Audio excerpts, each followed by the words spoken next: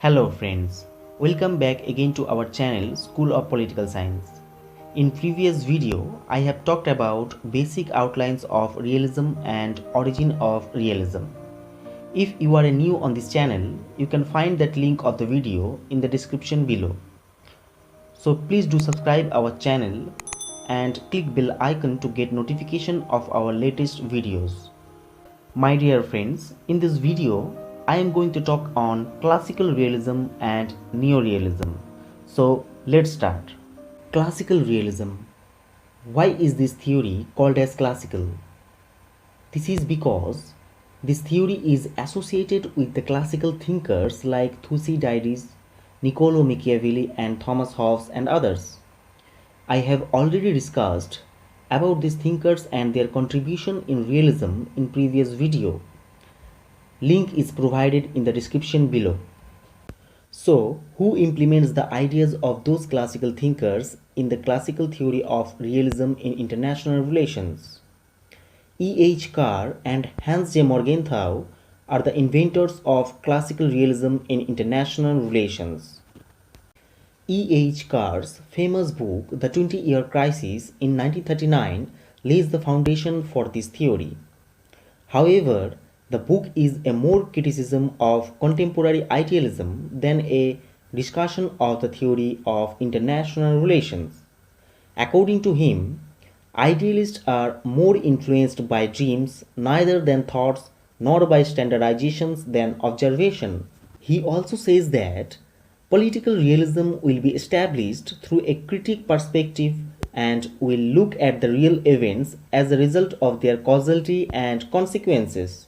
Realists believe the role of power in international field and identify power as the root cause of conflict. He also thinks that in the case of inconsistent politics, the powerful groups themselves talk about maintaining peace and domination just as the governing groups maintain peace. Just as in the international field, the powerful states talk about maintaining peace. Any state should increase its national strength and resist the power of the powerful state through the balance of power. Next inventors of classical realism is Hans J. Morgenthau. Hans J. Morgenthau's Politics Among Nations, The Struggle for Power and Peace, is the finest book in the classical realist theory. He believes that the science of international relations will be made through the tradition of real life events and by the proper application of meaningful law. According to him, the theory will be realistic, independent, insightful, and consistent with empirical reality. Hans J. Morgenthau gives 6 principles of political realism. These are: number 1, politics is governed by objective laws which have their roots in human nature. Number 2, the key to understanding international politics is the concept of interest defined in terms of power. Number 3, the forms and nature of state power will vary in time, place, and context, but the concept of interest remains consistent. Number 4, universal moral principles do not guide state behavior, although this does not rule out an awareness of the moral significance of the political action. Number 5, moral aspirations are specific to a particular nation. There is no universally agreed set of moral principles. Number 6, the political sphere is autonomous, meaning that the key question in international politics is how does this policy affect the power of the nation? After classical realism, it's time for neo-realism. So what is neo-realism and why neo-realism has emerged in late 1970s? It is because of the emergence of neoliberalism. Neoliberal has created to overcome the criticism that began in the realism discourse. The neoliberals' criticism was that realism has failed to acknowledge the importance of economics in international relations and the changing role of the establishment of different non-state actors or establishment in the context of changing economies. To counter this criticism, Neo-Realism has gained its importance in the late 1970s. First of all, you need to know that Neo-Realism is a restatement of Classical Realism, but it has certain changes. What are those changes? I will answer this question through the discussion of Neo-Realist thinkers. Kenneth and John Mearsheimer are the chief exponent of Neo-Realism.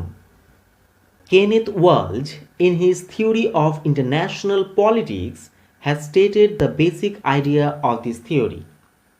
According to him, the main theories of conventional international relations, whether it is system theory or Marxist theory, are mainly theories which explain international relations in some elements or combination of them. But they have never been able to explain international relations through structure. Neo-realism very much emphasizes on structural analysis of international relations. There are mainly two objectives of realism. Firstly, interpreting the discussion of state-based international relations through a structure instead of human nature. That is why this theory also called structural theory of realism.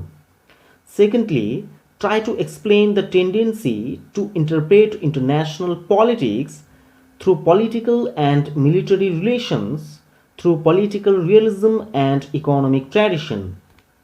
To understand international relations, so from structural point of view, Walsh gives three key elements of neo-realism. Number 1, organizing principles of the system.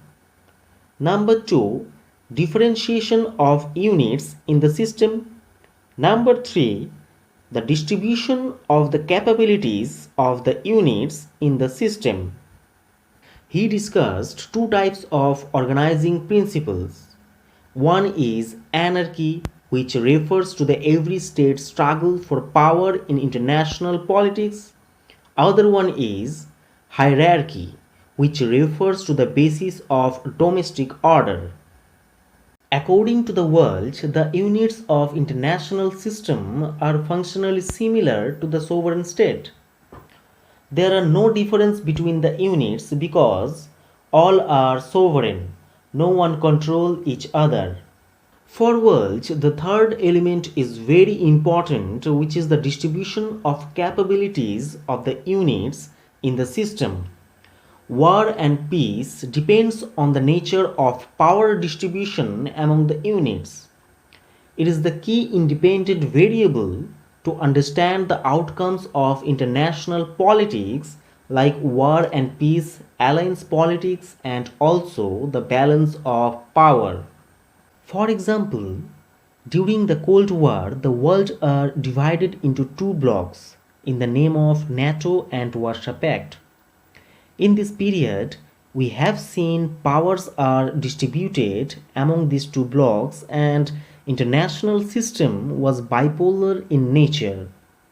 He has also argued that every unit of the system feels fear of others' capability of power, and this fear drives that unit to strengthen their own defensive power.